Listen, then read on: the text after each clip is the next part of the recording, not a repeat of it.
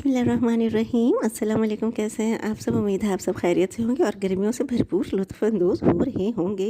जी कैसी गुजर रही हैं आपकी गर्मियाँ? तो मैंने कहा कि गर्मियाँ आ गई हैं तो रायते से ना स्टार्ट करें। आज रायता बनाते हैं। तो चलिए हुज़ूर आपको बावर्ची खाने में ले चलूँ। आज हम बनाएंगे बैंगन का रायता। ठीक है। तो वैसे तो उसके कई तरीके होते हैं। बुरानी तो बहुत ही ज़्यादा हमारे घर में बनती थी और एक तरीके में वो जो नहीं बैंगनों को बॉयल करके और फिर उसको दही में मिलाते हैं। तो मैंने इसको स्लाइसेस कर लिया और स्लाइसेस के ऊपर मैंने नमक और सुरख मिर्च पाउडर जब अच्छी तरह से छिड़क दिया है। एक आध मिनट इसे बेशक पड़ा रहने थे। और आपने पहले तो ऑयल को खूब गर्म करना है, फिर इसकी आंच आपने मीडियम करके इन कतलों को डाल देना। ख्याल रखिए कि पहले आपने इस तरह कतला डालना है कि ऊपर की तरफ ना सुरख मिर्च और नमक वाला हिस्सा ऊपर है। फिर थोड़ी देर बाद आप इसको पलट दीजिए, इसे ओवर फ्राई ना करें। एक दो कतलियाँ मुझसे ओवर फ्राई हुई थी तो वो मैंने खाई।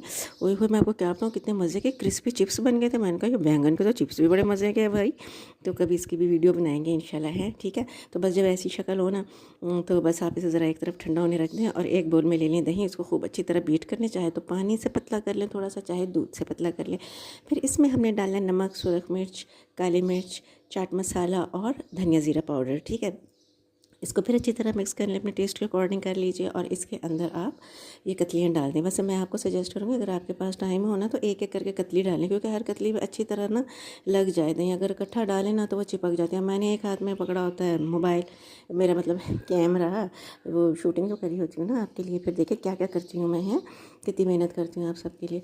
तो और ना फिर इसलिए मैंने ना दूसरे हाथ से फिर एकदम इकट्ठा इसको ना अंदर यानी गिरा दिया। तो लेकिन आप हल्के हल्के से हाथों से उनको अलग करें, क्योंकि ये फ्राइड होते हैं ना तो ये बड़े हसास हो रहे होते हैं, बहुत ही सेंसिटिव हो रहे होते हैं यू नो।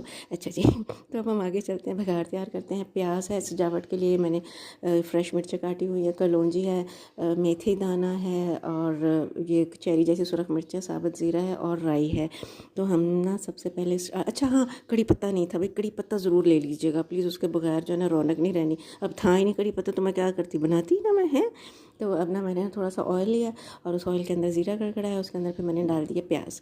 और प्याज थोड़ा सा हो गया 1 मिनट बाद तो मैंने इसके अंदर वो जो बाकी थे ना स्पाइसेस वो डाल दिया। और आखिर में ये मैंने हसीन व जमील चेरी नुमा साबुत गोल सुरख मिर्चें डाल दी हैं।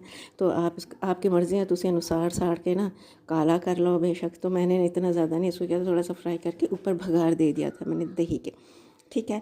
वैसे अगर कड़ी पत्ता होता ना तो ये इतना खूबसूरत सरसब्ज़ बगीचा लगना था ना, मैं आपको बता नहीं सकती। लेकिन अब क्या करें, ना कड़ी पत्ता था तो और ना ही वो फ्रेश धनिया था। तो बस एंड टाइम पे मैंने फ्रिज खोला तो बस वो पता चला कि बस जो रही सो बेखबरी रही। तो बहरहाल अगर आपको लगे कि इसमें अभी भी कुछ कसर है, जैसे मुझे लग रहा था, मुझे खटक रहा था है कुछ कमी है, फिर मुझे याद है कि हाँ इसके ऊपर ना मुझे मिर्च पाउडर जो है ना थोड़ी सी डस्ट करनी चाहिए थी, हैं। तो मैंने कुटी लाल मिर्च तो नहीं, क्योंकि पहले ही उसके ऊपर है ये चेरी नुमा लाल मिर्च, लाल मिर्च मैंने इस पर डस्ट कर ली। आप ज़रूर ट्राई कीजिएगा। अल्लाह हाफिज़।